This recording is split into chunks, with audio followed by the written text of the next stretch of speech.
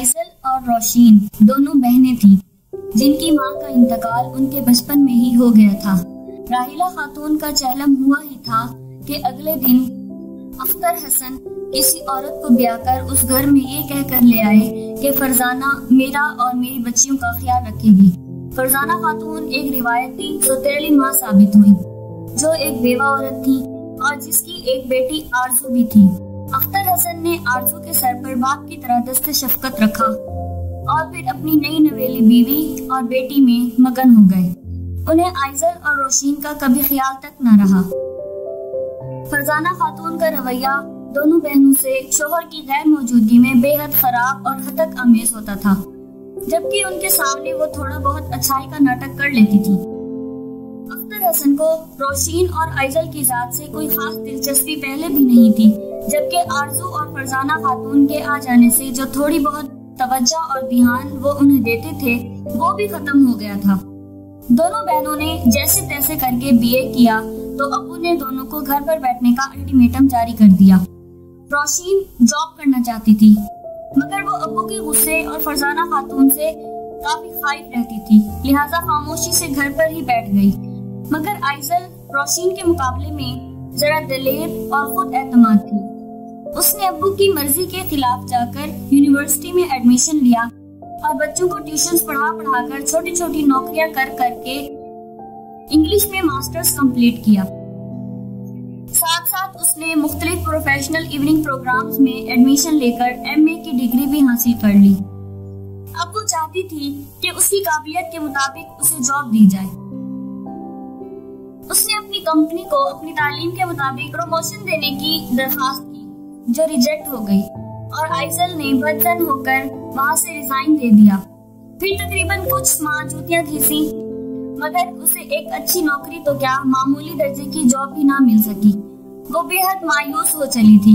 उसका दिल चाहता था कि वो अपनी तमाम डिग्रियों को आग लगा दे, जो उसे अब तक एक माकूल जॉब भी नहीं दिला सकी। 6 महीने की अनथक कोशिशों ने उसके सारे कसबल निकाल डाले थे। जब ही आज वो एक पर्सनल सेक्रेटरी की पोस्ट पर अपनी किस्मत आजमाने चली आई थी और बेहद मजबूरी में वो शांजल की बेहद उल्टी सीधी जॉब की नौयत पर हामी भर आई थी। तुम अंदाजा भी नहीं लगा सकती कि मैं आजकल तुमको कितना मिस करने लगा हूँ। तुम्हारा ये खूबसूरत चेहरा मुझे हर जगह दिखाई देता है, फूलों में, कांटों में, झाड़ियों में, दरख्तों में, यहाँ तक के प्लीज स्टॉप। शांजल जो बड़ी रवानी से बोल रहा था, एकदम आइजल की मुदाखलत पर वो रुका और इस तरफ हामिया निगाहों से मेज की दूसरी जानिब सी ग्रीन लॉन के जोड़े में मलबूस अपने डार्क ब्राउन बालों को इस पल जोड़े की शक्ल में बांधे उसे देखा। क्या हो गया है सर आपको? ये फूलों तक तो ठीक था, मगर कांटे कहाँ से आ गए? और आप झाड़ियों और दरख्तों पर क्यों चढ़ गए? मेरा मतलब है पहुँच गए। वहाँ तो आपको भूतों और चुड़ैलों के अलावा और कोई नजर नहीं आएगा, दरिया मैडम भी नहीं। ओह अच्छा, तो अब आगे मुझे क्या बोलना होगा? शांजल अनजान होकर बोला। तो आइजल ने दानिशवरों की तरह बॉल पॉइंट अपनी कनपटी पर बजाते हुए कुछ पल सोचा, फिर जल्दी से गोया हुई। आप ये बोलिए कि तुम्हारा हसीन चेहरा मुझे हर पल दिखाई देने लगा है, फूलों में, बहते आबशारों में, शोर मचाती अटकलियां करती नदी के पानी में। ये क्या बकवास है मिस आइजल? मैं ये सब भला कैसे कह सकता हूँ? वो मुझसे पूछेगी नहीं कि तुम बहते आबशारों और नदी नालों में कहाँ निकल पड़े थे। इस बार शांजल ने उसकी बात मुकम्मल होने नहीं दी। ओह गॉड सर, आप समझे नहीं। दरअसल इस तरह की बातें की जाती हैं, मगर इसका हरगिज मतलब ये नहीं होता कि आप वाकई आबशारों और नदी में उनका चेहरा देख रहे हैं। आखिर में वो काफी तब कर बोली तो शांजल ने उसे खामोशी से देखा। देखिए सर, आपको थोड़ी बहुत मेहनत करना पड़ेगी। ऐसा करें, आप 2-3 रोमांवी नॉवल पढ़ लें और एक आध शायरी की किताब तो लाजमी पढ़नी चाहिए। वो अपनी कुर्सी पर अलर्ट होकर पहलू बदलते हुए बोली तो शांजल ने बेहद बेजार होकर देखा। रोमानवी नॉवेल्स और शायरी? Oh no, not at all Miss आइजल, मैं ये काम तो अगले 7 जन्मों में नहीं करूं। उर्दू लिटरेचर में बमुश्किल पास हुआ था मैं। ओके सर, आप टेंशन मत लें, हम कोई दूसरा तरीका निकाल लेते हैं। शांजल को बेहद परेशान और घबराया हुआ देखकर आइजल जल्दी से बोली और फिर कोई दूसरी तरकीब लड़ाने लगी।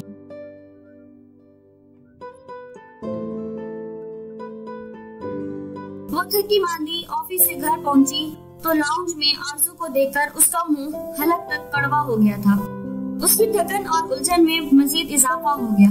वो बड़ी तंग तराक से सोफे पर ऐसे विराजमान थी जैसे किसी रियासत की मलिका हो और उनके खादमीन दिलो जान से उनकी खिदमत में मसरूफ अमल हों, जबकि अब्बू मौसमी फल काट काट कर उनकी प्लेट में डाल रहे थे। अरे भाई, ये आइसल भी आ गई। अब्बू की नजर उस पर पड़ी तो बेपनाह खुशगवार अंदाज में बोले। उनकी ये शगुफ्तगी और खुश मजाजी आइजल और रोशीन को फकत आरजू के सामने ही दिखाई देती थी। आइजल ने बेहद बददिली से दोनों को सलाम किया, जिसका बड़ी गर्मजोशी से जवाब मिला। देखा अब्बू, छोटी साख्त का कितना फायदा होता है ना। अपनी आइजल अब 27 साल की हो जाएगी, मगर लगती अभी भी 18-19 साल की लड़की है। आरजू ने बज़ाहिर हंसते हुए अब्बू से कहा, जबकि रोशीन और आइजल उसके तंज का बखूबी अंदाजा लगा चुकी थी। भाई, ये तो तुम्हारी मोहब्बत है बेटा, जो तुम्हें आइजल 18-19 बरस की लगती है, अब्बू ने आरजू पर निछावर होते हुए कहा। दोनों बहनें एक दूसरे को देखकर रह गईं। मेरे सर में दर्द हो रहा है, मैं जरा आराम करने जा रही हूँ, आइजल कतरे रुखाई से बोली और अपने कमरे की जानिब बढ़ गई। देखा अब्बू, आपने आइजल को मेरा यहाँ आना उसे अच्छा ही नहीं लगता। एक मैं हूँ जो अपनी बहनों की मोहब्बत में यहाँ भागी भागी चली आती हूँ। दरअसल ये मुझे अपनी बहन समझती ही नहीं, हमेशा सुतेला जाना है और मैं।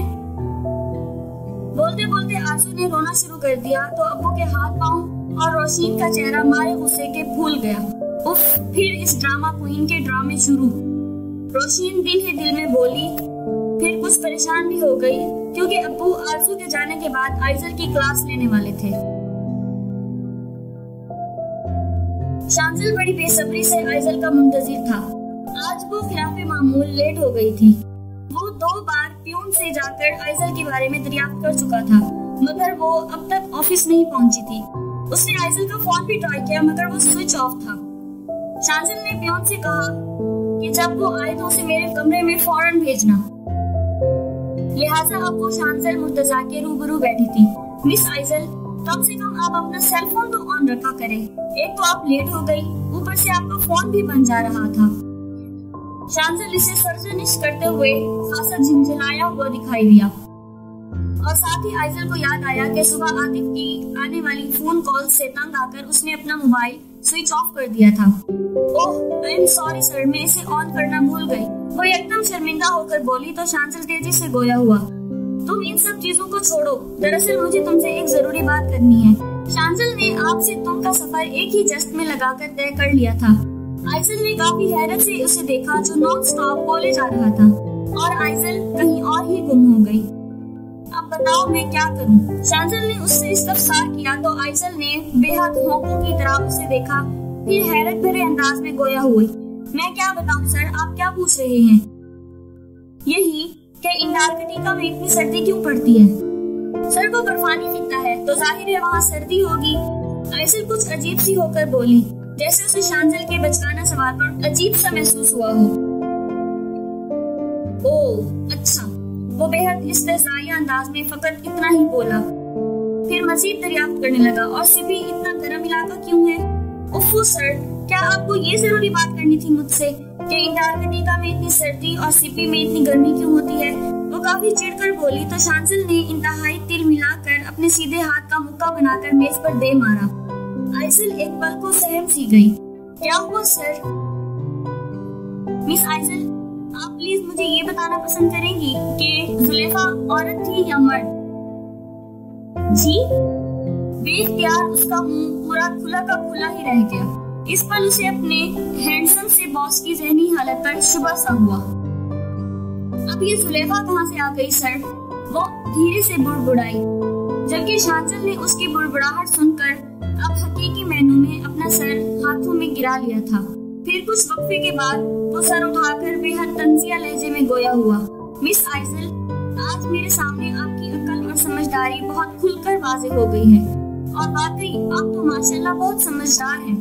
सर, मैं मतलब इतनी देर से जो कुछ मैं बोल रहा हूँ वो आपने बिल्कुल सुना ही नहीं क्या सर? वो हैरान होकर बोली, मतलब ये कि मेरी फियांसी बरीहा दुबई से आ गई है। आज शाम मेरी उससे मुलाकात है और मुझे उसको ये बताना है कि आई लव विद हर। वो लफ्जों को चबा चबा कर अदा कर रहा था, जबकि आइजल पर घड़ू पानी आन पड़ा। वो शांजल को बोलता देखकर बेख्तियार ही उसकी दिलकशी में ऐसी खोई कि उसकी बात को सुन ही नहीं सकी। Oh, I am very very sorry sir, दरअसल मेरा ध्यान किसी और जानिब चला गया था। अच्छा, अब मुझे बताइए। फिर वो पूरी तवज्जो से उसकी बात सुनने लगी। कस्रे अनमोल में वो आज शांजल के हमरा आई थी।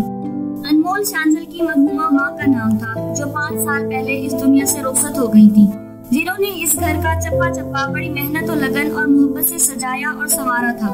जल्दी दोपहर के इस पल वहाँ काफी खामोशी थी। दरअसल आइजल, मैं तुम्हें आज अपनी नानी अम्मा से मिलवाने लाया हूँ। अम्मी की डेथ के बाद वो काफी उदास और खामोश सी रहने लगी हैं। क्योंकि मेरी मदर उनकी इकलौती औलाद थी, लिहाजा वो हमेशा से ही हमारे साथ ही रही हैं। शांजल ने उसे बताया तो वो खामोशी से सुनती रही, मगर उसे ये बात अभी तक समझ में नहीं आई थी कि शांजल उसे अपनी नानी से मिलवाने क्यों लाया है। नानी बरीहा को कुछ खास लाइक नहीं करती, तुम्हें नानी के दिल में उसके लिए जगह बनानी होगी। शांजल ने अब अपना मुद्दा बयान किया तो जवाबन आइजल ने महज अस्वाद में सर हिलाया। आइजल को शांजल की नानी बेहद पसंद आई थी। इंतहाई शफीक, नरमखो और मोहब्बत लुटाने वाली। भला ऐसी शख्सियत से उसका वास्ता पहले कब पड़ा था? माँ तो बहुत पहले ही उन्हें छोड़कर जा चुकी थी। बस अब एक खाला और मामू थे जो शुरू से ही बैरून मुल्क मुकीम थे। बहन के मरने के बाद उन्होंने रोशीन और आइजल से भी ताल्लुकात खत्म कर लिए थे। वो दोनों अपनी अपनी फैमिलीज में मगन और मुतमईन और खुशगवार जिंदगियां गुजार रहे थे। अपनी मरहूमा बहन की बेटियों से मिलने की ना ही उन्हें फुर्सत थी और ना ही चाहत। बस वो दोनों बहनें ही एक दूसरे की साथी और सहारा थी। आइजल अक्सर बेशतर नानी अम्मा के पास आने लगी थी, जिसकी वजह से वो भी अब खुश खुश रहने लगी थी। आइजल उन्हें इतने दिनों में बहुत अजीज हो गई थी। आज चूंकि संडे था, लिहाजा ऑफिस में छुट्टी होने की वजह से वो सुबह ही उनके पास चली आई थी।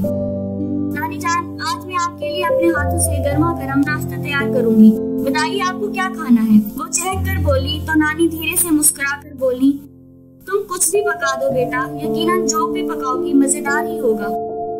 मुर्तजा मुराद, शांजल के वालिद, इन दिनों बैरून मुल्क गए थे, लिहाजा इस पर सिर्फ वो और नानी मौजूद थे, जबकि शांजल अपने कमरे में सो रहा था।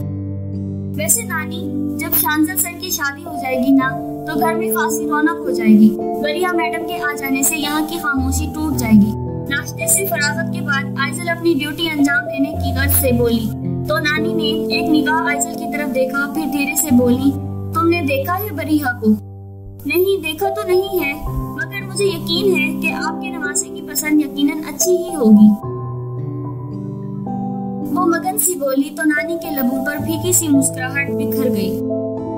आइजल बेटा, तुम जरा इस शांजल को तो उठा दो, आफ्ताब भी सब्जी वगैरह लेने गया है। इस लड़के की नींद इतनी गहरी है कि सर पर बैंड बाजा भी बजाओ तब भी ना टूटे। मैं उठाऊं? वो कदरे उलझ कर बोली। हाँ बेटा, तुम ही उठा दो, मेरे तो घुटनों में बहुत दर्द है, सीढ़ियाँ चढ़ने की बिल्कुल भी हिम्मत नहीं। वो दिल न चाहते हुए भी शांजल के कमरे की जानिब बढ़ने लगी और फिर काफी झिझक कर दरवाजा खोलकर अंदर दाखिल हुई। कमरा इस पर मुकम्मल तारीकी में डूबा आधी रात का समा पेश कर रहा था। उफ, ये इतना अंधेरा करके सोने की क्या तुक बनती है? वो आंखें फाड़ फाड़ कर इधर उधर देखते हुए बुड़बुड़ाई। दरवाजे के बाहर से आती मदम सी रोशनी ने इतना एहसास दिला दिया कि बेड कहाँ है। वो सहूलत से जल्दी उस जानिब आ गई और कुछ फासले पर आकर ठहर गई। अब इनको मैं कैसे उठाऊं? एक तो इतना अंधेरा है, ऊपर से इनकी नींद भी गहरी है, वो खुद से बोली। फिर तकरीबन 10 मिनट तक वो वहीं खड़ी उसे आवाजें देती रही। सर प्लीज उठ जाइए, सुबह के 12 बज गए हैं। सर उठिए, सुबह हो गई। शांजल सर उठ जाइए। सर नानी आपका इंतजार कर रही है, उठ जाइए। अल्लाह के वास्ते उठ जाइए, वरना मैं अपना सर दीवार से फोड़ लूंगी। जब अनगिनत आवाजें लगाकर भी शांजल का वजूद रस से मस ना हुआ तो आखिर में वो बेहद दिल मिलाकर जोर से बुड़बुड़ाई, नहीं भाई, इस शख्स को उठाना मेरे बस का काम नहीं। वो इंतहाई दबकर एक कदम आगे बढ़ी ही थी कि न जाने क्या चीज उसके पैरों से टकराई। नतीजतन वो अपना तवाजुन बरकरार ना रख सकी और पूरी की पूरी शांजल मुर्तजा के ऊपर आन गिरी। शांजल, जो इस वक्त मुसलसल आवाजों से कुछ किस्मसा रहा था, अपने ऊपर नर्मो नाजुक वजूद को महसूस करके एकदम बेहद हैरान हो गया और अपनी आंखें खोली कि आफ्ताब को क्या हो गया है, मेरे ऊपर लैंड क्यों कर गया है। वो दिल ही दिल में खुद से बोला, जबकि आइजल ने इस लम्हे यूं महसूस किया जैसे उसका पूरा वजूद नकारा और मुअत्तल हो गया हो, एक जंबिश भी करने की लायक न रहा हो। शांतल का मजबूत और तवाना वजूद जैसे उसे साबित कर गया हो। उसने बेहद दिक्कतों से खुद को संभाल कर उसके वजूद से अलग करना चाहा, मगर हाथ पांव जैसे हरकत ही नहीं करना चाह रहे। ओ आफ्ताब के बच्चे, तेरा दिमाग तो खराब नहीं हो गया? मुझे आरामदेह बिस्तर समझकर तू मुझ पर ही फैल कर लेट गया। उसने आफ्ताब समझकर उसे सरजनिश करते हुए जूं ही उसके बाजू को थामा, एक करंट सा उसे लगा। गुलाब की पंखुड़ियों की मानिंद बाजू को हाथ लगाते ही आइजल को पूरी तरह होश आ गया। वो जल्दी से उठकर खड़ी हो गई। शांतल ने बेहद हैरान होकर जल्दी से अपने साइड लैंप का बटन ऑन किया तो सामने आइजल हसन को देखकर इस पर हैरतों के पहाड़ टूट पड़े। तुम यहाँ क्या कर रही हो?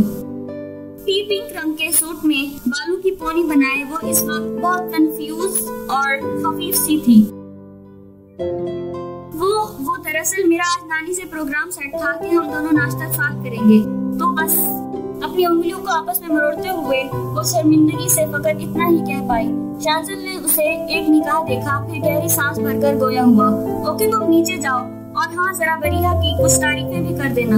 ओके सर, वो सादतमंदी से बोलती वहाँ से पलटी। अलबत्ता दिल ही दिल में इस पल वो खुद को यहाँ आने पर कोसने के साथ साथ बरिया को भी न जाने क्यों बुरा भला कह रही थी। आरज़ू दिन ब दिन उसके लिए टेंशन बनती जा रही थी।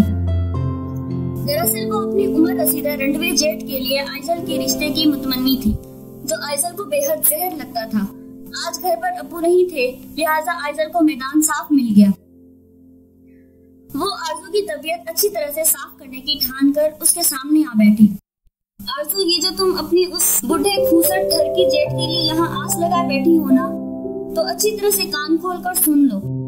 तुम्हारी ये आरज़ू हसरत बनकर रह जाएगी, लिहाजा यहाँ वक्त जाया करने से बेहतर है तुम कहीं और मेहनत करो। अरे वाह भाई, खुद पर बड़ा नाज है तुम्हें।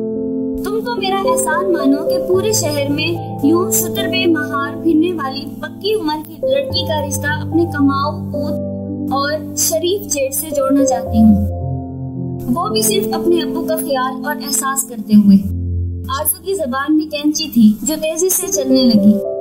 देखो आरज़ू बीबी, तुम्हारे इस कमाऊ पूत शरीफ जेठ की शराफत की गवाही तो पूरा मोहल्ला ही देता है।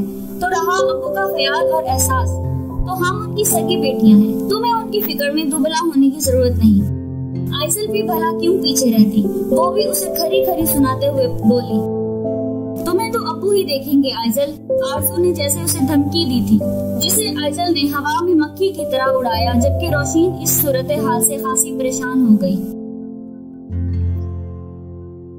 वो बरिया को देखकर चंद सानिये साकित सी रह गई। संगमरमर की तरह तराशा हुआ वजूद, हुस्नो नजाकत का पैकर, वो लड़की उसे चीनी गुड़िया लग रही थी जो हाथ लगने से भी मैली हो जाए। वाकई शांतल मुर्तजा की चॉइस लाजवाब थी। 5 स्टार होटल के हॉल में मुनक्किद इस पार्टी में शांतल उसे खास तौर पर बरिया से मिलवाने लाया था। बरिया, ये मेरी पर्सनल सेक्रेटरी है, आइजल हसन। शांतल ने उसे बरिया से मुतारिफ करवाते हुए कहा, तो उसने उसे सर से पैर तक देखा और सिर्फ हेलो ही कहा। फिर तमाम वक्त वो बरिया के हमरा रहा और आइजल एक कोने में बैठी शांतल को गाहे बगाहे देखती रही। इसे इस पल वो दिन याद आ गया जब वो इंटरव्यू देने शांतल के ऑफिस में आई थी। व्हाट सर, ये किस तरह की जॉब है? मैं भला आपको ये कैसे सिखा सकती हूँ कि एक लड़की को किस तरह इम्प्रेस किया जाता है? और आप खुद क्यों नहीं अपनी फियांसी को बता देते कि आप उनसे मोहब्बत करते हैं? वो बेहद हैरान होकर शांतल को देखते हुए बोली थी। उसे इस पर शांतल की ज़हनी हालत पर शक हुआ था। ओफो मिस आइजल, आप समझ नहीं रही, बरिया को मुझसे बहुत सारी शिकायतें हैं। इसके बकौल मुझे लड़कियों से बात करने का तरीका ही नहीं आता। उन्हें किस तरह से गिफ्ट्स देते हैं ये भी नहीं पता, और उनकी तारीफें कैसे करते हैं ये सब मुझे नहीं आता। तो फिर आइजल ने कहा, तो फिर आप मुझे गाइड करें कि मैं बरिया के दिल में अपनी चाहत कैसे पैदा करूं। उसे किस तरह से खुश रखूं? आप खुद एक लड़की हैं और एक लड़की होने के नाते दूसरी लड़की की नफ्सियात को बखूबी समझती भी होंगी। मुझे बस हर हाल में बरीहा के दिल में अपनी मोहब्बत की शम्मा जलानी है। मगर सर, ये मैं आपको डबल सैलरी दूंगा मिस आइजल। उसकी मजीद कुछ बोलने से पहले ही शांजल मुर्तजा तेजी से बोला तो एकदम उसकी जबान को ब्रेक लग गई। रोशीन उसे दुनिया में सबसे ज्यादा अजीज थी और छोटी छोटी जरूरतों और ख्वाहिशों के लिए उसका दिल मारना उसे खून के आंसू रुला देता था। और फिर वो ये ऊट पटांग जॉब करने पर भी राजी हो गई। वापसी पर वो बेहद खामोश थी, जबकि शांजल मुर्तजा खासा खुश दिखाई दे रहा था। मालूम है आइजल, आज पहली बार बरीहा ने मेरा दिया हुआ ब्रेसलेट पहना, वरना उसे पहले मैं जो भी गिफ्ट देता था उसे पसंद ही नहीं आता था। गोल्ड का वो बेहद नफीस ब्रेसलेट शांजल ने आइजल को अपने हमरा ले जाकर खरीदा था। वो कुछ सोचकर बेहद संजीदगी से गोया हुई। सर, बरीहा मैडम का जब आप दिल जीत जाएंगे तो फिर क्या मुझे नौकरी से निकाल देंगे? इस समय उसके लहजे में इतनी मासूमियत थी कि बेख्तियार शांजल ने ड्राइव करते हुए रुख मोड़कर फ्रंट सीट पर बैठी आइजल को देखा, जो ऑफ व्हाइट कलर के सिल्क के सूट पर, जिस पर मल्टी कलर का बहुत नाजुक सा काम था, बेहद लाइट से मेकअप में बहुत पुरवकार और प्यारी लग रही थी। शांजल बेसाख्ता बेहद दिलकशी से मुस्कुराया तो वो एक बार फिर उसकी मुस्कुराहट के जादू के हसार में आने लगी। मगर अगले ही पल उसने खुद को संभाला।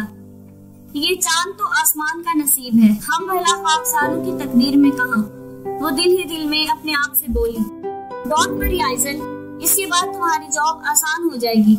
मेरा मतलब है बाद में तुम सिर्फ मेरे ऑफिस के काम देखोगी। शांजल के जवाब पर वो मुतमईन सी होकर खिड़की की जानिब बाहर देखने लगी। आरज़ू ने अब्बू से आइजल की शिकायत की थी। नतीजतन अख्तर हसन आइजल पर बम की तरह फटे थे और उसे बेहद डांटा टपटा था और आरज़ू के जेठ के रिश्ते की हमायत करते हुए उस पर भी हाँ करने पर जोर दिया था, जबकि आइजल ने साफ साफ इनकार कर दिया था। बात संगीन रुख इख्तियार कर गई थी, जिस पर अख्तर हसन ने आइजल को थप्पड़ भी दे मारा था। आइजल के साथ साथ रोशीन को भी अब्बू के यूं हाथ उठाने पर बेहद सदमा था। आइजल, तुम प्लीज हर्ट मत हो, अब्बू तो शुरू से ही ऐसे हैं। देखो तो हमारा नसीब, हमें माँ का प्यार मिला और ना ही बाप का। इस पूरी दुनिया में हम दोनों का तो कोई ही नहीं। आइजल को गुमसुम बैठा हुआ देखकर रोशीन उसकी दिलजोई करते हुए बोली तो आइजल ने सर उठाकर रोशीन को देखा, जो इस वक्त बेहद अपसेट थी और डिप्रेस लग रही थी। आइजल अपना दुख और तकलीफ यकसर फरामोश करके उसका हाथ थामकर अपने पास बिठाते हुए बोली, तुम फिक्र क्यों करती हो रोशनी, मैं हूँ ना तुम्हारी बहन, तुम्हारी सहेली और तुम्हारी माँ। रोशीन ने उसे तड़प कर देखा, फिर दोनों बहनें एक दूसरे के गले लगकर फूट फूट कर रोईं। मुर्तजा, एहसान, शांजल और नानी तीनों बेहद खुशगवार मूड में नाश्ते की टेबल पर मौजूद थे। मुर्तजा साहब, जो गुज़श्ता दिनों में अपने बिजनेस में आए क्राइसिस की वजह से बेहद परेशान थे, अब खासे रिलैक्स थे। वो एक सख्त गिर बाप होने के साथ साथ खासे हट धर्म और जिद्दी इंसान थे। अपने फैसलों में वो एक इंच की भी तब्दीली नहीं करते थे। उनकी बीवी अनमोल बेगम भी उनके इस सख्त फितरत के बाइस खासी दिल बर्दाश्त रहती थी, जो अपने आगे किसी की भी नहीं चलने देते थे। जबकि उनकी सख्ती और हर धर्मी का शिकार शांजल मुर्तजा भी बचपन से रहा था और आज जवान होने के बावजूद वो उनके फैसलों से सरताबी करने की जुर्रत नहीं कर सकता था। और बरीहा रईस भी उन्हीं का इंतखाब थी, जिसका बाप बिजनेस टाइकॉन था और जिसकी मदद से वो आज एक बार फिर अपने बिजनेस को उसके पैरों पर खड़ा कर पाए थे। शांजल मुर्तजा, जो बेपनाह वजाहत और दिलकशी का नमूना था, उसका प्रपोजल एक बिजनेस डील के तहत मुर्तजा एहसान ने रईस खानजादा की बेटी बरीहा रईस के लिए दिया था, जिसे बखुशी कबूल भी कर लिया गया था। शांजल, हम सोच रहे थे कि अब तुम्हारी और बरीहा की शादी कर दी जाए। आज इसी सिलसिले में मेरी रईस खानजादा से मुलाकात तय है, बस अब तुम भी रेडी हो जाओ। बॉइल एग का पीस कांटे में फंसाकर मुर्तजा एहसान अपने मखसूस हुक्मिया अंदाज में बोले तो शांजल ने इंतहाई तहलील के आलम में अपने बाप को देखा, फिर दूसरे ही लम्हे नानी की जानिब निगाह डाली, जो बेहद खामोशी से अपनी नशिस्त से उठ गईं। तेज बारिश बारिश ने जब तूफान का रुख इख्तियार कर लिया तो आइज़ल बेतहाशा सहम गई। उसने अपने इर्द गिर्द देखा जहाँ जामिद सन्नाटा था और अंधेरे का राज था। इस पल उसे अपनी हमाकत पर बहुत गुस्सा आया। भला क्या जरूरत थी उसे मुंह फुलाकर ऑफिस से चले आने की? ड्राइवर का इंतजार भी तो कर सकती थी। मगर उसे तो शांजल पर बेहद गुस्सा था, जिसने आज इतनी मामूली सी गलती पर उसे बुरी तरह डांटा था। आइज़ल ने पहली बार उसका गुस्सा देखा था। वो अंदर ही अंदर इससे खाइफ होने के साथ साथ बेपनाह दिल बर्दाश्ता भी हुई। चंद हजार रुपए देकर मौसूल समझ रहे हैं कि उन्होंने मुझे खरीद लिया है। अपनी बेइज्जती का एहसास उसकी आंखों में बार बार नमी दिला रहा था। जहन अंगारे की तरह सुलग रहा था। दिल चाह रहा था कि शांजल मुर्तजा को खूब खरी खरी सुनाकर वो अपने अंदर लगी आग को ठंडा करे, मगर दूसरी सूरत में उसे नौकरी से हाथ धोने पड़ जाते। शांजल ने उसे अपनी जाती पिक एंड ड्रॉप दी थी। जब छुट्टी हुई तो बाहर आकर उसने ड्राइवर को ना पाया तो खुद ही जाने पर कमरबस्ता हो गई। हालांकि उस वक्त भी अच्छी खासी बारिश शुरू हो गई थी, मगर गुस्से और जज्बात ने जैसे उसके दिमाग को बिल्कुल ही माऊफ कर दिया था। एक तो स्टॉप इतना दूर था, ऊपर से कोई भी कन्वेंस नहीं मिल रही थी। काले स्याह बादलों ने इस पल माहौल को गहरी रात का रूप दे दिया था। या अल्लाह, अब मैं क्या करूं? कैसे घर जाऊं? ऐसा करती हूँ, शांजल सर को फोन कर देती हूँ। वो बेहद परेशान होकर खुद से बोलती अपना पर्स खोलने लगी और जब उसने अपना सेल फोन निकाला तो वो डेड पड़ा था। शायद इसमें पानी चला गया था क्योंकि उसका पर्स भी पूरी तरह भीग चुका था। उफ, अब मैं क्या करूँगी? वो बेहद फिक्रमंद होकर बोली। शांजल को इस पल अपनी माँ बेहद याद आ रही थी। वो अपने रूम में खामोशी से बैठा उन्हें याद कर रहा था। बाहर बारिश शिद्दत इख्तियार कर गई थी। जब ही उसका सेल फोन बज उठा, वो अपने ख्यालों की दुनिया से वापस आया और एक गहरी सांस खींची, फिर अपने सेल फोन की जानिब मुतवज्जा हुआ, जो मेज पर धरा जोरों शोर से बज रहा था। उसके ड्राइवर अनायत महबूब का फोन था। हाँ बोलो अनायत, क्या काम है? सर, बारिश की वजह से गाड़ी खराब हो गई थी। बहुत बहुत माजरत, मैं आइज़ल बीबी को ड्रॉप करने नहीं आ सकूंगा। उसने बेख्तियार दीवार पर लगी घड़ी को देखा जो इस पल 7 बजने का ऐलान कर रही थी। ओके, नो प्रॉब्लम, तुम गाड़ी देखो। ये कहकर शांजल बाहर आया तो पूरा ऑफिस भाई भाई कर रहा था। वो तो समझा था कि आइज़ल बाहर इंतजार कर रही होगी। ओह, ये आइज़ल कहाँ चली गई? वो खुद से बोला। फिर जब नीचे आया तो गार्ड की ज़बानी मालूम हुआ वो तो 5 बजे ही निकल गई थी। शांजल बेहद परेशानी के आलम में गाड़ी लेकर निकला। चारों अंधेरा फैल चुका था।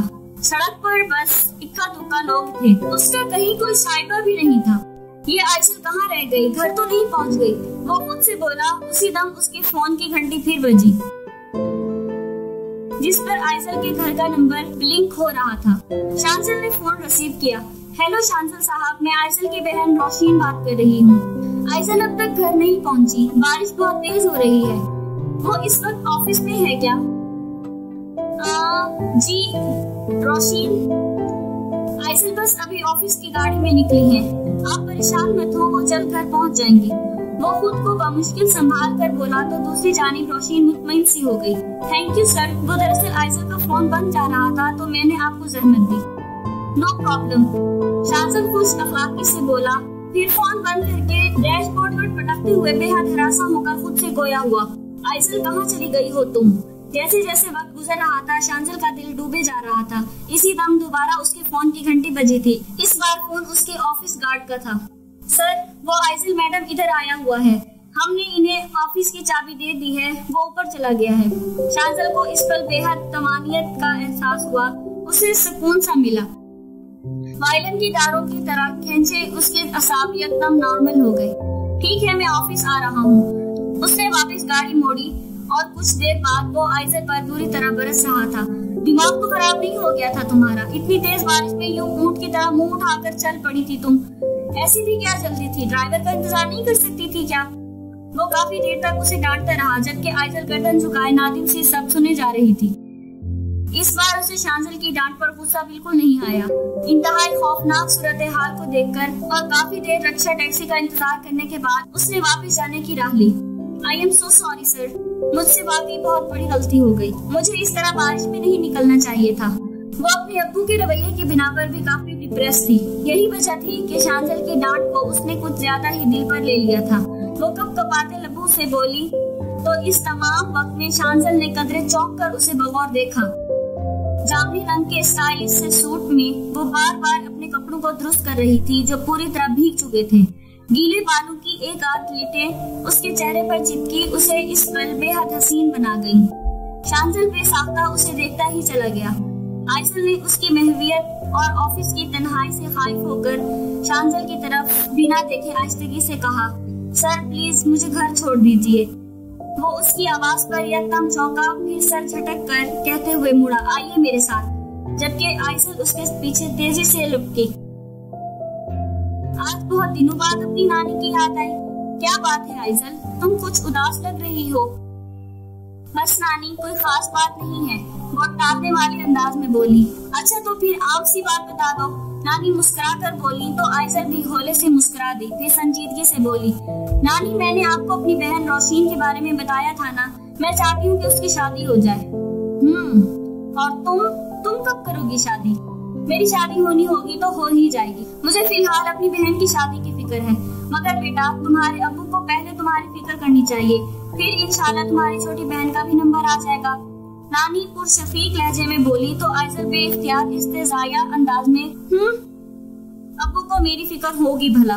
क्या मतलब आइसल, तुम्हारे बाप को तुम्हारी फिक्र क्यों नहीं होगी? वो कुछ हैरत से गोया हुई। होगी फिक्र, वो गोलमोल से अंदाज में बोली तो नानी ने बेहद हलावत से इस बाबत इस्तफसार किया। आइसल इन दिनों खुद बहुत अपसेट थी। नानी की मोहब्बत में पिघलकर उसने अपना दिल उनके आगे खोल कर रख दिया। जबकि नानी के कमरे में आता शांजल बेइख्तियार दरवाजे पर खड़ा सब कुछ सुनने लगा।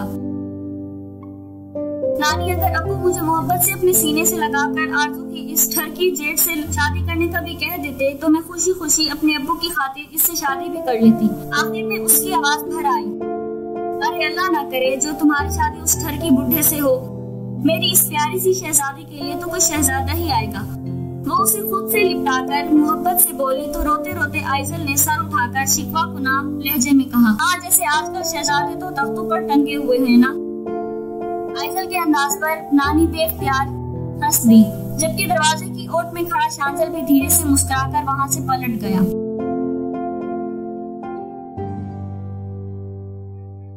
ईद कुर्बान की आमद ने काफी रौनक सी बखेर दी थी। मुर्तजा एहसान ईद कुर्बान के दूसरे दिन ही शांजल को कुर्बान करने का प्रोग्राम बनाए बैठे थे।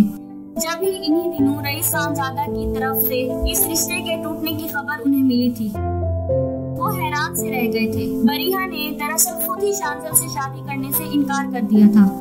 मुर्तजा एहसान ने जब खुद बरिहा से बात की तो इसने इंतहाई बदतमीजी से उनसे बात की। आपका बेटा शांजल अपनी उस मिडिल क्लास मामूली सी सेक्रेटरी से बेहद इंस्पायर्ड है, आप उसी से कर दें उसकी शादी। और हाँ, अपने बिजनेस के मुताबिक आप परेशान मत हो, मेरे डैड को वैसे ही चैरिटी का बहुत शौक है, वो आपकी भी मदद कर देंगे। मुर्तजा एहसान को इस पल बरिहा की बात तमांचे की तरह लगी। किस कदर हकारत और रौनक थी उसके लहजे में। वो अपने बाप की तरह दौलत और स्टेटस का किस कदर गरूर और घमंड था उसे। आज जिंदगी में पहली बार उन्हें अपने किसी फैसले पर बेइंतहा पछतावा हुआ था। अपना हीरा सिर्फ बेटा वो कोयले की कान के हवाले करने चले थे। सिर्फ अपने बिजनेस को बचाने के एवज उन्होंने अपने बेटे की कीमत लगा डाली। भला कितनी दौलत कमानी थी, कितनी तिजोरियां भरनी थी। अपनी अगली सांस का इंसान को भरोसा नहीं होता और मालो जर ऐसे इकट्ठा करता है जैसे वो हमेशा यही रहेगा। मुर्तजा एहसान इस पर खुद एहतसाबी के अमल में गिरफ्तार हो गए। वो न जाने कितनी ही देर एक ही पोजीशन में बैठी गैर मुरई नुक्ते को देखे जा रही थी, जबकि रोशीन चाय की ट्रॉली लेकर कमरे में दाखिल हुई थी। क्या सोच रही हो आइजल? रोशीन ने उसे मुखातिब करते हुए कहा तो वो अपने ध्यान से चौंकी, फिर एक थकन आमेज सांस लबों से आजाद करते हुए कहा, कुछ नहीं बस ऐसे ही। रोशीन बगौर उसे देखे गई। उसकी गैर मौजूदगी में आज फिर आरज़ू आदम की थी और अब्बू को उल्टी सीधी पट्टियां बढ़ा गई थी। रोशीन बखूबी देख रही थी कि आइजल आज काफी अपसेट है और डिस्टर्ब भी है, लिहाजा वो ये बात इससे छुपा गई। आइजल तुम आतिफ को माफ क्यों नहीं कर देती? वो रुक रुक कर बोली, क्या मतलब रोशीन? वो नासमझी वाले अंदाज में उसे देखते रही। मतलब ये कि तुम आतिफ को माफ करके उससे शादी कर लो। तुम्हारा दिमाग तो खराब नहीं हो गया रोशी? आतिफ एक मफाद परस्त खुद गर्ज लड़का है। पहले उसने एक अमीर लड़की की खातिर मुझे छोड़ दिया, अब अपनी बच्ची को पालने की खातिर मुझे अपनाना चाहता है। बच्ची से क्या फर्क पड़ता है आइजल? मुझे बच्ची से नहीं, आतिफ से फर्क पड़ता है। ये हकीकत है कि माजी में वो मेरी पसंद और मेरी ख्वाहिश जरूर रहा था, मगर मेरा इंतखाब गलत था। आतिफ इंतहाई खुदगर्ज लड़का है। अब भी महज अपनी गर्ज और मफाद की खातिर मेरी जानिब बढ़ा है। वो चीख कर बोलती चली गई, फिर कतरे रुक कर दोबारा गोया हुई। पसंद और मोहब्बत में जमीन आसमान का फर्क होता है रोशी। आतिफ 6 साल पहले मेरी पसंद था और आज वो मेरे लिए सिर्फ नापसंदीदा शख्स है। और मोहब्बत? रोशी ने पूछा। मोहब्बत? शांसल मुर्तजा। रोशनी के अचानक पूछने पर न जाने कैसे उसके होंठों से निकला और अगले ही पल वो खुद ही हद तक सी बैठ गई। बिलाल की ज़बानी आइसल को शांसल और बरीहा की मंगनी टूटने का इल्म हुआ तो हैरत के साथ साथ थोड़ा बहुत अफसोस भी हुआ, मगर जो दुख वो शांसल के चेहरे पर देखना चाहती थी उसका दूर दूर तक कहीं शाइबा भी ना मिला। वो बिल्कुल नॉर्मल अंदाज में अपने रूटीन के कामों में मगन था।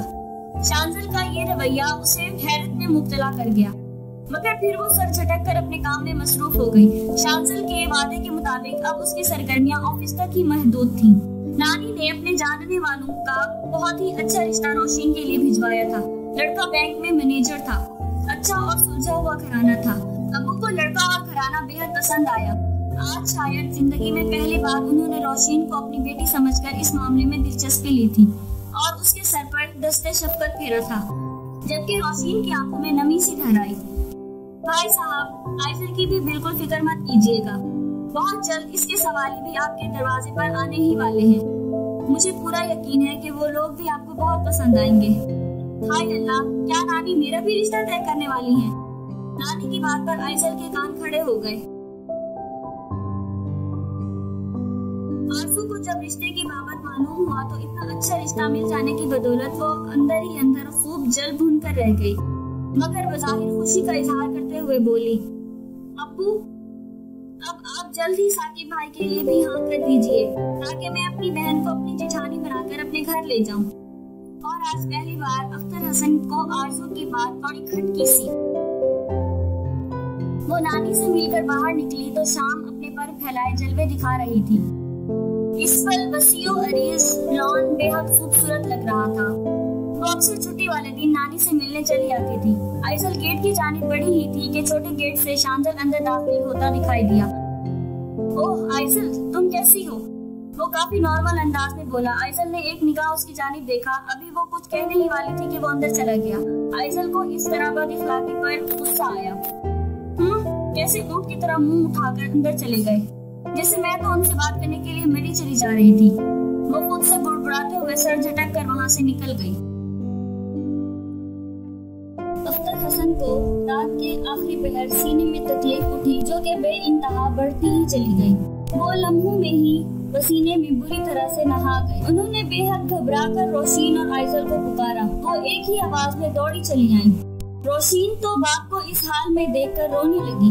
अलबत्ता आइसल ने अपने हवासों को कंट्रोल में रखा और पड़ोस के अंकल की मदद से वो उन्हें हॉस्पिटल ले गई। शुक्र हुआ कि उनकी जान बच गई, मगर इस हादसे से उनकी आंखें गफलत और बेपरवाही की बंधी पट्टी से खुल गईं।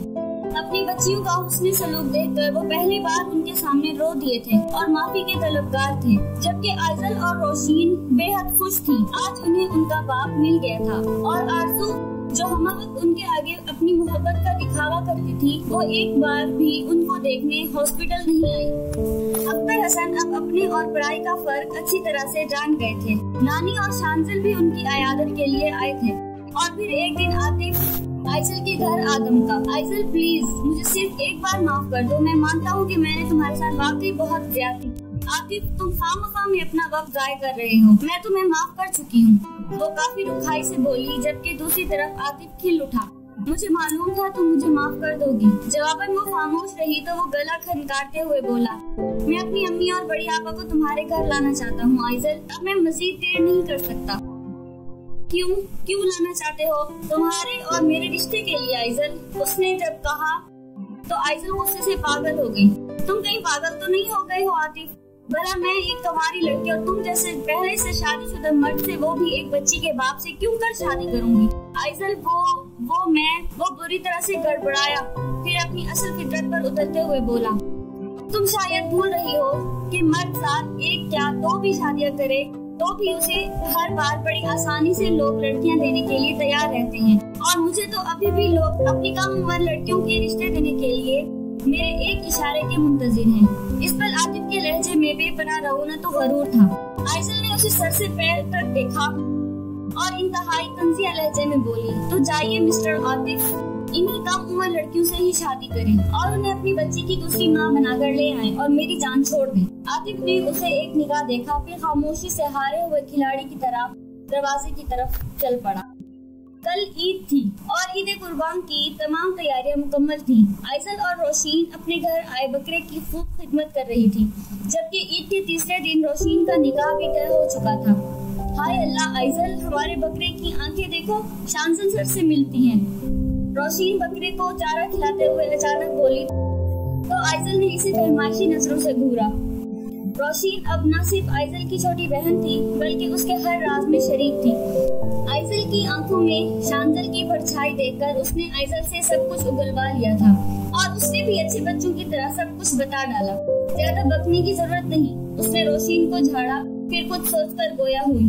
एक बात मेरी समझ में नहीं आ रही, कहाँ तो वो बरिया मैडम के फ्राक में ठंडी आहें भरते थे और कहाँ अब मंगनी टूट जाने से वो इतने रिलैक्स नजर आते हैं, जैसे वो इस मंगनी के खत्म हो जाने पर बहुत खुश हों। हाँ तो तुम ये बात नानी से क्यों नहीं पूछ लेती? रोशीन मगन से अंदाज में बोली तो वो एकदम बड़ी जोर से अपनी जगह से खड़ी हो गई। ये ख्याल मुझे पहले क्यों नहीं आया? वो तेजी से बोली और उसी वक्त नानी के पास जाने की ठानी, और अब वो उनके सामने मौजूद थी। दरअसल मेरे नवासे ने अपने बाप के साथ एक चाल चली थी। चाल चली थी क्या मतलब नानी? वो बेतहाशा उलझ कर बोली तो वो बड़ी खुशगवारी से गोया हुई। मतलब ये कि बरीहा उसके बाप की पसंद और बिजनेस की मजबूरी थी और शांजल को वो किसी तौर पर भी कबूल नहीं थी। क्या? बेतहाशा हैरत के आलम में उसका मुंह खुला का खुला रह गया। और नहीं तो क्या, पहले तो मैं भी इससे खफा थी। मुझे भी वो अमीरजादी एक आंख नहीं भाती थी, मगर शांजल बहुत बड़ी मुश्किल में गिरफ्तार था। मुर्तजा के फैसलों से इनहराफ करना उसकी बस की बात नहीं थी। बस फिर उसने ऐसा गेम खेला कि बरीहा ने खुद उसे अपने मुंह से इनकार कर दिया। वो इंतहाई इंबिसात भरे लहजे में बोली, जबकि आइजल जैसे खोलते तेल की कढ़ाई में गौतजन हो गई। इंतहाई सरत से उसकी आंखों के सामने से एक एक करके सारे पर्दे हटते चले गए। वो तमाम मनाजिर जिसमें वो शांजल को बरीहा के सामने बोलने वाले मोहब्बत भरे मुकालमे सिखाती थी, वो सब याद आते चले गए। इसका मतलब है शांजल सर ने मुझे खूब पेट भरकर बेवकूफ बनाया है। वो खुद से बोली, फिर आन वाहिद में उसके सर पर जा खड़ी हुई, जो उस वक्त इत्तेफाक से घर में ही थे और लॉन में किसी से मोबाइल फोन पर गुफ्तगू कर रहे थे। मुझे आपसे अभी और इसी वक्त बात करनी है। शांजल ने चौंक कर उसे देखा, जो तीखी निगाहों से उसे घूरते हुए काफी गुस्से में लग रही थी। मैं थोड़ी देर बाद फोन करता हूँ, वो सहूलत से बोला, फिर फोन बंद करके इस्तफहामिया नजरों से उसे देखा। आप मुझे कितनी आसानी और मजे से उल्लू बनाते रहे और मैं बनती रही। आपको जब बरिया से मोहब्बत तो दूर वो पसंद भी नहीं थी, तो मेरे साथ ऐसा भोंडा ड्रामा करने की क्या जरूरत थी? वो बेतहाशा जल कर बोली तो शांजल ने उसे बेहद गहरी नजरों से देखा और फिर बड़ी नरमी से गोया हुआ। मैं तुमसे बात करने ही वाला था, यहाँ आओ, तुम्हें सब कुछ तफसील से बताता हूँ। वो उसे लेकर गार्डन चेयर पर आ बैठा और फिर उसे अपने मुकाबिल बिठाकर धीरे से बोला, 7 साल पहले जब मैं MBA फाइनल ईयर का स्टूडेंट था, तो मेरी यूनिवर्सिटी में फन फेयर हुआ। एक दिन तकरीरी मुकाबला भी हुआ। बेहद प्यारी सी चुलबुल सी लड़की जिसका नाम आइजल हसन था, उसने फर्स्ट प्राइज जीता। इस पर आइजल ने बेहद हैरान निगाहों से उसे देखा, जो उस लम्हे जैसे उसी वक्त में चला गया। वो लड़की मुझे पहली ही निगाह में इतनी अच्छी लगी कि मैं चाहने के बावजूद उसके चेहरे के नैन नकोश को अपने दिमाग से नहीं मिटा सका।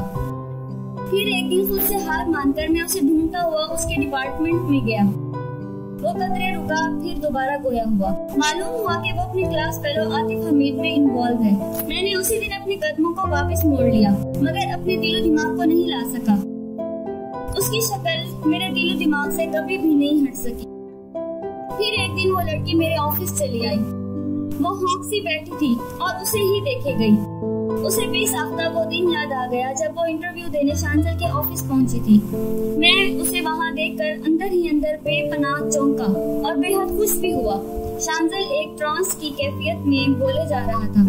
चूँकि डैड अपने दोस्त की सिफारिश पर किसी और लड़की को सिलेक्ट कर चुके थे, लिहाजा बिलाल ने उसे रिफ्यूज कर दिया। मगर मैं इस बार किसी भी कीमत पर उसे खोना नहीं चाहता था। इस वक्त मुझे डैडी की नाराजगी का रत्ती बराबर भी ख्याल नहीं आया। मैंने उसे सिलेक्ट कर लिया और फिर मैं जैसे एकदम होश की दुनिया में वापस आ गया। मुझे याद आया कि डैडी ने मेरी मर्जी के खिलाफ जाकर मेरा सौदा अपने बिजनेस फ्रेंड की बेटी बरिया से कर रखा है। मैं शांजल मुर्तजा किसी भी कीमत में उनके हुक्म के खिलाफ नहीं जा सकता था। फिर मैंने उसी वक्त ये प्लान बनाया कि तुम्हारी मदद से बरिया रईस से छुटकारा हासिल करूंगा। अपने इस फुल प्रूफ प्लान की भिनक मैंने बिलाल को भी नहीं पड़ने दी। उस दिन वो हकायक जानकर बहुत खफा हुआ था। इस तमाम वक्त में वो अब पहली बार उसकी जानी मुतवज्जा होकर बोला तो आइजल को उस लम्हे बड़े जोर से झटका लगा। क्या मतलब? आपने किस तरह बरिया से छुटकारा हासिल किया, वो भी मेरी मदद से? वो थोड़ा खाइफ होकर बोली तो शांजल मुस्कुरा दिया और फिर संजीदगी से बोला, एक तरफ मैंने इंतहाई गैर महसूस अंदाज में बरिया के दिमाग में ये बात डाली कि मुझे अपनी पर्सनल सेक्रेटरी कुछ ज्यादा ही अच्छी लगने लगी है। दरअसल मैं ये चाहता था कि सांप भी मर जाए और लाठी भी ना टूटे। मतलब ये कि बरिया खुद ही मुझसे शादी करने से इनकार कर दे और दूसरी जानिब मैं तुम्हें हर पल अपने पास अपनी निगाहों के सामने रखना चाहता था। आइजल ने उसकी आखिरी बात बेहद मुश्किलों से सुनी। फिर तो जैसे गुस्से और इश्तिआल से वो फट पड़ी। आप इतने बड़े चीटर, फ्रेबी और ड्रामेबाज हैं, इसका मुझे बिल्कुल भी अंदाजा नहीं था। आपने मेरे साथ अच्छा नहीं किया, मुझे इतना बेवकूफ बनाया और मैं आपको कभी माफ नहीं करूंगी। बोलते बोलते उसकी आवाज नम हो गई, आंखों में बेसाख्ता आंसू दर आए। तेजी से उठकर वहाँ से पलटी तो अगले ही पल उसका हाथ शांजल के हाथों में मुकीद हो चुका था। मैंने तुम्हारे साथ जो किया सो किया, मगर एक बात तुम मेरी सुनती जाओ। आई लव यू आइजल, मुझे तुमसे बहुत मोहब्बत है, बेपनाह मोहब्बत। पिछले 7 सालों से तुम्हारा ख्याल, तुम्हारा एहसास एक पल के लिए भी मेरे दिलो दिमाग से नहीं गया। क्या तुम अपने खताकार को इतने सालों के हिजर के इवज माफ नहीं करोगी? आखिर में उसका लहजा सरगोशी में ढलकर उसे मोम की तरह पिघलाने लगा। बेख्तियार उसके हाथ पैरों में सनसनाहट सी दौड़ गई। मैरून और पीच कलर के जदीद स्टाइलिश लॉन के सूट में अपने सादा से हुल्ले में वो उसे बेहद पसंद और क्यूट लगी। मगर आपने मेरे साथ अच्छा नहीं किया। आपने मुझे ओके तुम जो भी सजा दो मैं हंसकर झेल लूंगा, मगर प्लीज अब तुम इंसानों की भीड़ में खोकर मुझ पर सितम मत करना। वो इतनी लाचारी और बेबसी से बोला कि आइजल की आंखों में बेख्तियार नमी उतर आई। उसने सर उठाकर वसी और बेकरार नील को आसमान को बेपनाह तशक्कुर आमेज निगाहों से देखा, जिसके मालिक ने एक पल में ही उसकी झोली खुशियों से भर दी थी, जबकि अतराफ में एकदम उजाले ही उजाले फैल गए। उसने बेपनाह तमानियत से शांजल मुर्तजा की जानिब देखा, जो उसके नसीब का उजाला बनकर उसको सरता हुआ रोशनों पुरनूर कर चुका था, जिसने उसके वक्त पर छाए हर अंधेरे को मिटा दिया था। शांजल बच्चे, अगर मेरी बहू से तमाम मुज़ाकरात तय पा गए तो अख्तर हसन के घर तुम्हारा रिश्ता लेकर चले। कल ईद भी है और भी ढेरों काम भी। दरवाजे पर खड़ी नानी ऊंची आवाज में बोली तो आइजल ने बेपनाह सटपटा कर पीछे मुड़कर देखा, फिर इंतहाई रूहानी हो गई। नानी आप भी। फिर दूसरे ही पल नानी और शांजल जोर से हंस दिए, जबकि आइजल भी झीम कर मुस्कुरा दी।